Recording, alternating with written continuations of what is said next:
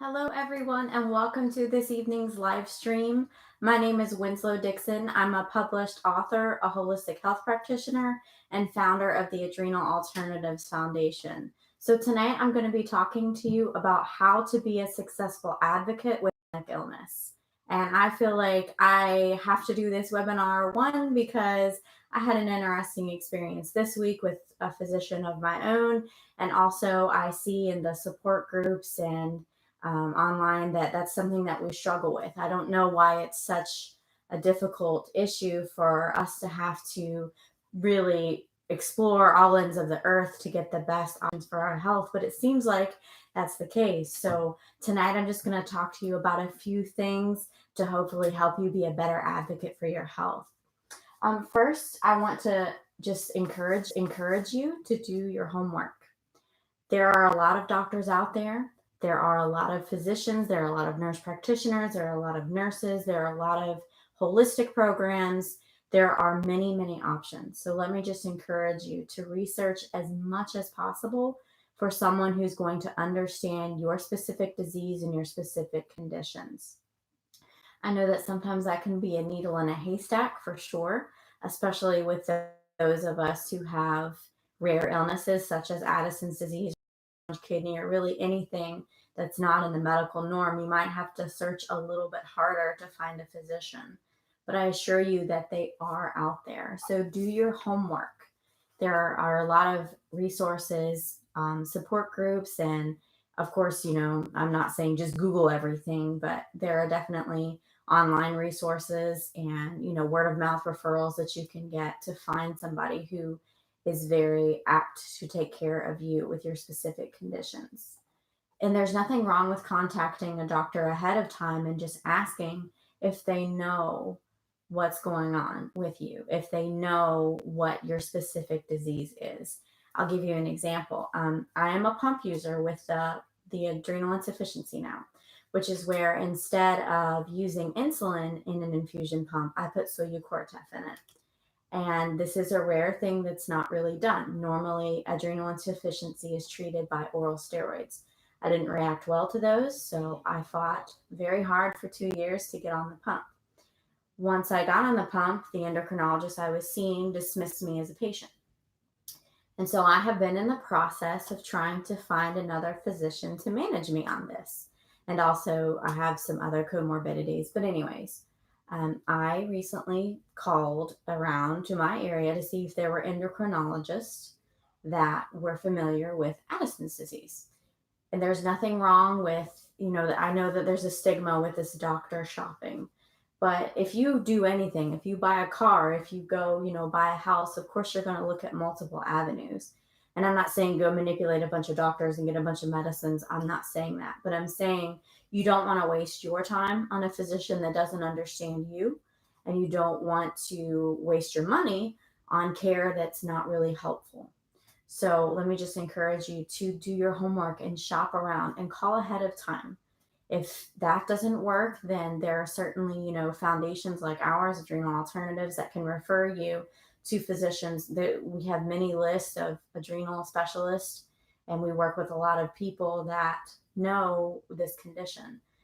Like I said, everyone's different. We're all snowflakes and we all have unique issues. And, some of us might have a combination of issues that you might need more care than the average person, but that's okay. So my tip for you is just contact your doctor if you're going to see them ahead of time. The last doctor that I saw, I wrote him a lengthy letter. I explained to him that I had Addison's disease and medullary sponge kidney, also endometriosis. I've had a hysterectomy at 25. I explained to him all of my health issues. I sent labs. I sent as much information as I could to try to get the best care that I could once I got there. Because, like I said, you don't want to waste time and money on someone that's not going to help you. So send them a letter ahead of time. There's nothing wrong with that. And you might find that you're more prepared at your appointment because you have already given the doctor your information. So that might help you. The second thing is your records. Let me just encourage everyone to have copies of your own records. Everyone knows it's a pain in the butt to try to get records sent from here to there for your primary to your specialist, especially if you have a lot of comorbidities. let me just encourage you to get your own records. Technology is very forefront now. You can get all your records on a CD or a flash drive and constantly have what you need at your fingertips. If you need to go see a doctor, you can say, okay, it's on the CD, you can print this. It's very, very necessary that you have copies of your own records because it takes time for doctors to send it, and you never know when you're going to need what. So if you always have it at your disposal, and that's your right, those are your medical records. If you always have it, that's going to be a benefit to you, because if you need a referral, suddenly they have a waiting list and you need to go in and they don't have records, that's not going to be very beneficial. So let me just encourage you to get your own records. Get a CD of it. No issues with that. You might have to, just call the company or, whatever, and just request it. It might take a while for you to get it, but once you have it, you always will have it. So let me just encourage you to do that. Number 3 is know as much about your conditions as possible.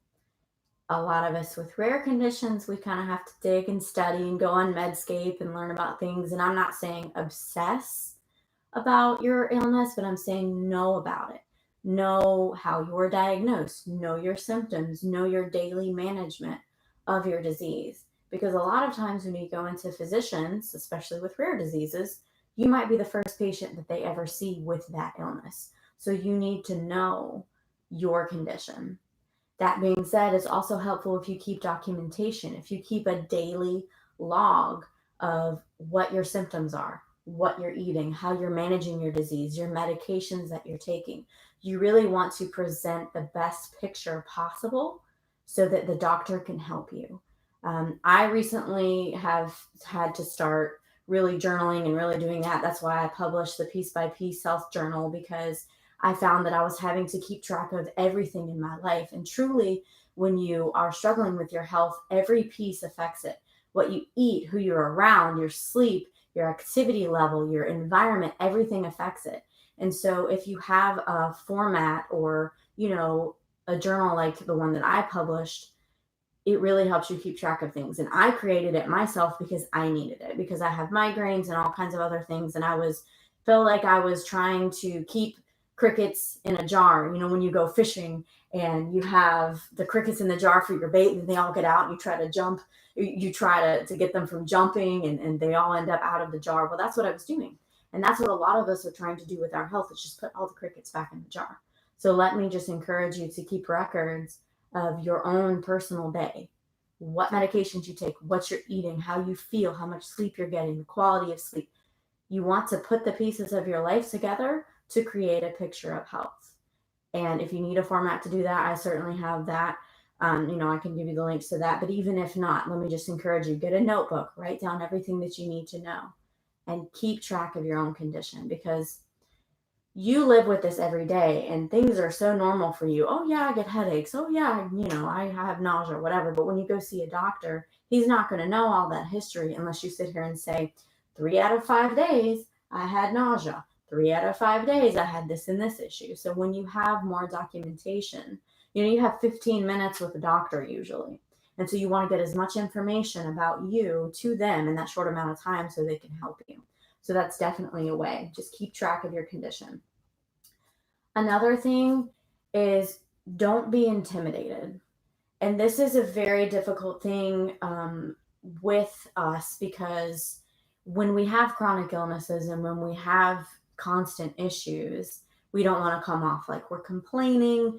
We don't want to come off like things are bad. We want to be positive, and our disease doesn't own us, and that's great, and that's all fine and good. But at the end of the day, you're there at the doctor because you need help. And if you don't convey the truth to the doctor, they're not going to help you. So let me just encourage you to not be intimidated. There are going to be some doctors that are jerks. There are going to be some doctors that don't listen to you and dismiss you. That's not the right doctor for you. And I'll give you an example. This endocrinologist that I recently saw. Nice man, educated man, whatever. I'm not trying to disrespect him at all. I'm not going to say his name. But I did all the paperwork. I sent him my records. I sent him a letter, a detailed letter. I sent him everything he needed to know regarding me. And when I get into the appointment, he really was dismissive and said to me, and I quote, Adrenal disease is easy to manage. I don't know what's wrong with you. I don't know why you're struggling so hard because adrenal disease is easy to manage. You take a pill in the morning, you take a pill in the evening. I don't know what more to tell you. And I just was like stunned because and every day that I live, it's balancing cortisol and all these other things. And for him to sit there and say it's easy to manage, just to me was quite disheartening. And so I thanked him and said, okay. He did not have anything to offer me. That this was the endocrinologist, I think number 6 that I have seen and tried to get help from. When I saw him, I wanted management of the pump, and I also wanted to have some further testing. I'm trying to explore which version of CAH that I have, which is congenital adrenal hyperplasia. But I'm trying to figure out what's going on with me so I can feel better, so I can get back into school, so I can, go into endocrinology myself. Well, he didn't seem very receptive to even ordering me lab tests. He was very dismissive and pretty much like, well, you have adrenal insufficiency. What does it matter why that you do?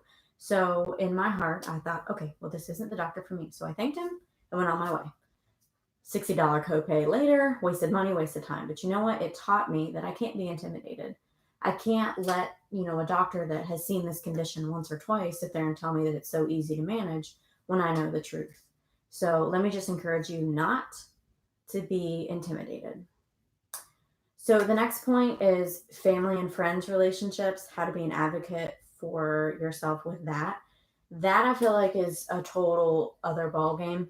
It can be very difficult to try to explain something to someone who doesn't understand. So let me just encourage you that that's not your fault and that perception is reality. What does that mean? Well, let me explain. Perception is how we see things. Perception is how we view the world. It's the glasses, like I have on tonight, through which we view the world. Us that have health issues, chronic pain, diseases, rare issues, see the world through our pain. We see the world through what we go through. We see the world through our experience. And everyone else sees the world through their experience. And before you were sick, you probably saw the world a little different than you do now. I know I did. I was one of these mind over matter people who thought that you could push through anything. And then I did it so long that my body couldn't do it anymore. So let me just encourage you that it is not your job to convince someone that your illness is real. Not a family member, not a spouse, not a friend, not a doctor. It is not your job to convince someone else that it is real. It is your job to take care of yourself and to be aware of yourself and to give yourself the best care possible. You can't take it personal when someone doesn't understand your disease, when they're dismissive, when they say, oh, do a yoga, eat some kale, whatever. You can't be like that and you can't think like that. You can't take it personally when someone isn't receptive to what you've gone through. Because most of you have gone through more in a lifetime than most people have their whole lives. Most people have not suffered the way that we have suffered. Most people haven't lost everything the way that chronically ill people have. Most people don't know what it's like to not know if you can shower in the morning. Most people don't know what it's like to not be able to get up and go walk out to Walmart or something like that. Most people don't know what that's like. And that's not your fault. And it's not your job to sit there and try to, convince someone of something that just they can't understand. It's like the round peg and the square hole. You can't force something that's not going to go there. So let me just encourage you that this is your illness and your health, not theirs. And so if they don't understand, God bless them. I'm glad they don't understand because truly I wouldn't want anybody to understand the truths that I've understood. I wouldn't want anybody to have gone through the pain and the loss and, the lack of independence and all that I've gone through. I try to just see it as when someone is resistant to understanding that they're blessed in their ignorance. They're blessed. They, healthy people know nothing about health and it's just the truth.